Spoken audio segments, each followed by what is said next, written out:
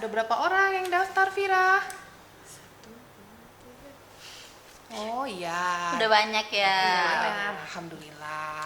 Kita sapa dulu lah ya bunda-bunda di rumah. Halo bundaku.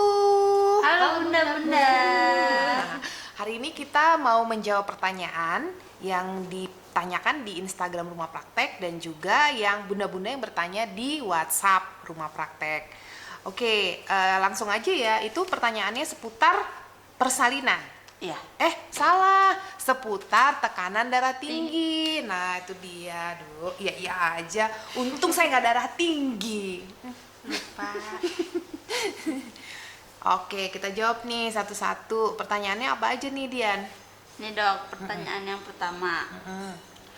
Kalau pas hamil tensi naik apa bahayanya dok? Oh ya, jadi tekanan darah tinggi pada saat hamil itu disebut dengan preeklamsi ataupun eklamsi. Jadi biasanya ibu hamil itu cenderung rendah tekanan darahnya. Namun pada kasus-kasus tertentu karena adanya pengaruh hormon yang muncul dan dianggap tubuh sebagai suatu racun ataupun radikal bebas, maka beberapa bunda itu dapat mengalami tekanan darah tinggi. Nah, bahayanya apa? Kan gitu. Bahayanya kalau tekanan darah tinggi dialami ibu pada saat early onset atau pada saat hamilnya masih muda, tentunya ini bisa mengakibatkan pada janin terjadinya terhambatnya pertumbuhan daripada janin. Sehingga waktu lahir itu bayinya beratnya itu kurang daripada normal. Nah, tapi yang paling bahaya nih pada ibunya bisa mengakibatkan kejang. Nah, bayangin aja tekanan darah tinggi pada orang yang tidak hamil aja bisa bikin stroke kan? Nah, begitu juga pada ibu hamil. Nah, jadi tekanan darah ini bisa mengakibatkan efek pada ibu dan pada janin. Nah, itu dia. Makanya tensi tinggi pada ibu hamil itu sangat menakutkan. Tuh. Bukan cuma sama ibu hamilnya, dokternya juga takut loh.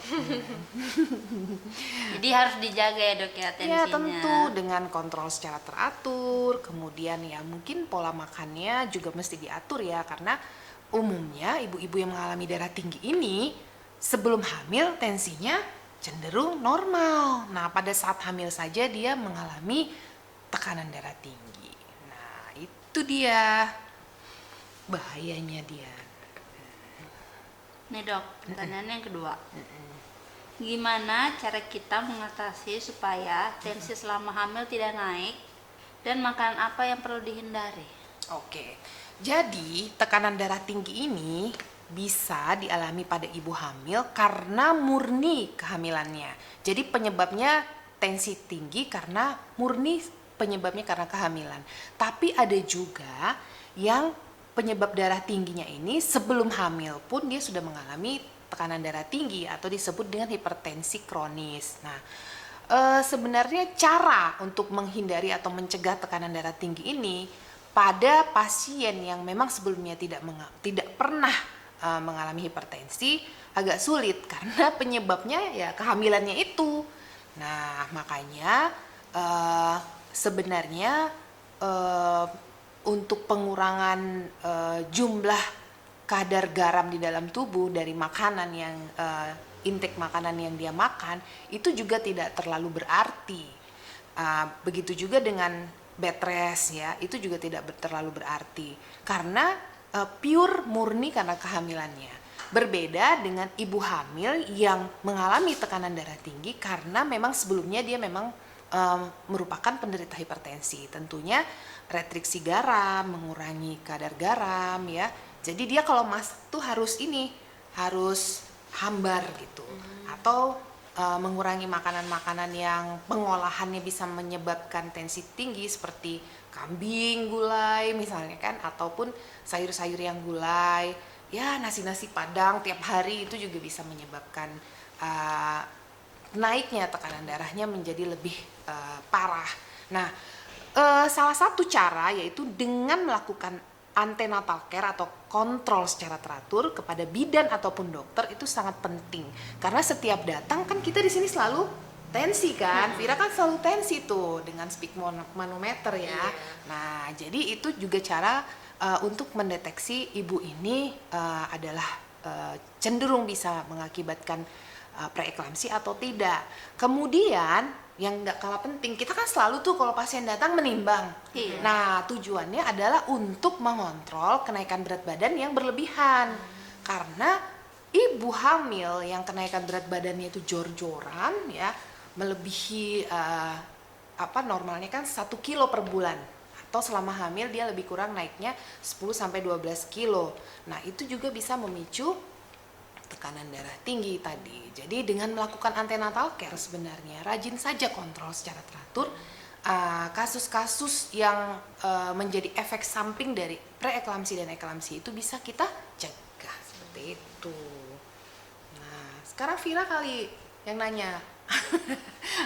Coba jawab Oke. pertanyaan si bunda-bunda. Sekarang ada pertanyaan yang ketiga nih dok. Pertanyaannya adalah, saya penderita hipertensi dan hamil 32 minggu. Apakah saya bisa melahirkan dengan secara normal? Wah, ya ini pertanyaan yang paling sering. Jadi selalu momoknya pada bunda-bunda di rumah, kalau dia menderita tensi tinggi atau preeklamsi, berarti dia harus melahirkan secara operasi. Belum tentu, ya itu semua tergantung bagaimana indikasi obstetri. Jadi kalau misalnya dia memang penderita hipertensi, tapi juga dengan kelainan letak bayi, atau misalnya plasentanya pun di bawah, atau panggulnya sempit, atau bayinya sangat besar, yang bisa merupakan indikasi untuk dilakukan operasi, maka dia memang wajib operasi.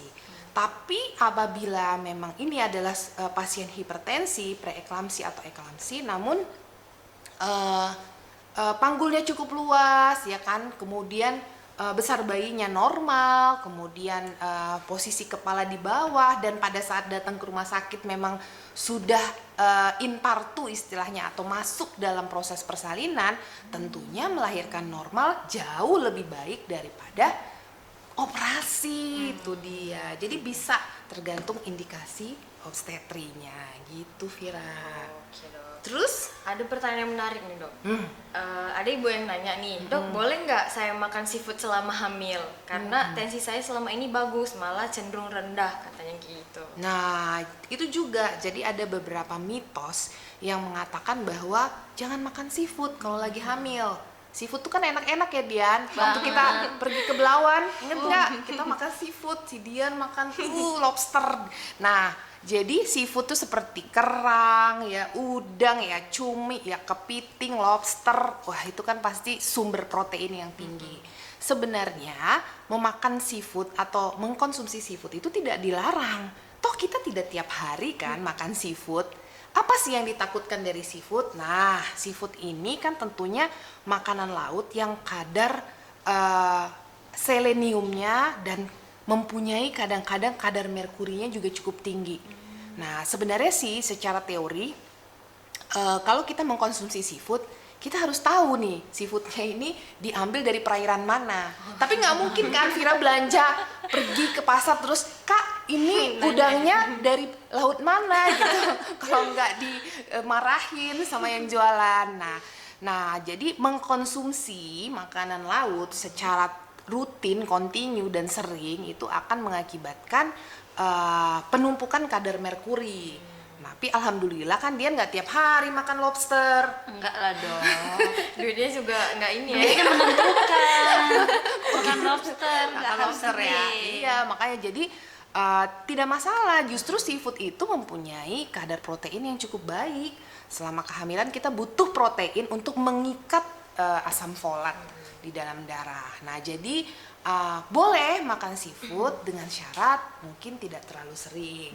Nah, itu dia. Jadi jangan ditanya sama inang-inangnya, beli di mana, perairan mana, ntar dia marah lagi. Suruh mancing sendiri lagi nanti. Iya pula. Ada lagi, Fit? Oh, ada dokter satu lagi nih. Oke, yang oke. terakhir tuh ada ibu yang nanya, pas lahiran anak pertama saya sempat kejang dok karena tensi saya naik sampai 200. Apakah kalau saya hamil lagi akan seperti itu? Nah, itu dia. Jadi beberapa teori secara ilmiah menyatakan ada resiko bila misalnya kita melahirkan anak pertama mengalami preeklamsi ataupun eklamsi, ada resiko pada anak kedua akan terjadi lagi. Tapi ada beberapa kasus juga yang tidak selalu seperti itu. Jadi, nah bagi ibu yang anak pertamanya mengalami preeklamsi atau misalnya eklamsi sampai kejang dengan tensi di sampai 200-an, nah tentunya harus lebih waspada supaya nanti di kehamilan berikutnya itu jauh bisa dikontrol lagi. Nah, jadi memang tekanan darah tinggi itu sampai dia menyebabkan kejang itu kita tidak bisa memastikan di ukuran berapa ini akan mengakibatkan kejang. Karena ambang rangsang kejang setiap orang berbeda. Terkadang ada orang yang sampai tekanan darahnya 200 dia masih anteng biasa aja. Ingat nggak Dian, pasien kita Dian, ibu itu tuh Oh iya. kan iya, biasa iya. aja dia ketawa-ketawa, kita yang langsung cemas, kita di dalam yang cemas gitu ngelihat dia, Bu ini tensinya udah 200, terus dia Dan dia biasa masih slow aja aja. gitu kan, ini saya baru makan durian dong katanya gitu ya kan. Nah tapi ada juga pasien yang datang di tekanan darah 130 malah sudah kejang. Nah jadi ingat, ambang rangsang kejang setiap orang itu berbeda, makanya selalu harus melakukan antenatal care dengan mengukur tekanan darah dan mengukur berat badan. Nah, berat badan Vira berapa sekarang? Vira 52. Saya sudah di angka 6. Jangan tanya saya dong. Oh, iya. Jangan tanya saya. Karena ditanya berat badan sama ditanya umur itu bagi perempuan Iya. sangat gimana gitu. Sensitif. Sensitif. Nah, itu dia. Ada lagi? Udah habis dokter. Nah, nanti kalau ada pertanyaan lagi mungkin kita bisa jawab melalui DM ataupun melalui WhatsApp. Mudah-mudahan bermanfaat ya. Iya. Atau Dian atau Vira ada mau nanya lagi nggak? Apa ya? Saya tidak tekanan darah tinggi, tapi kenapa saya selalu pengen marah gitu kan? Enggak ya.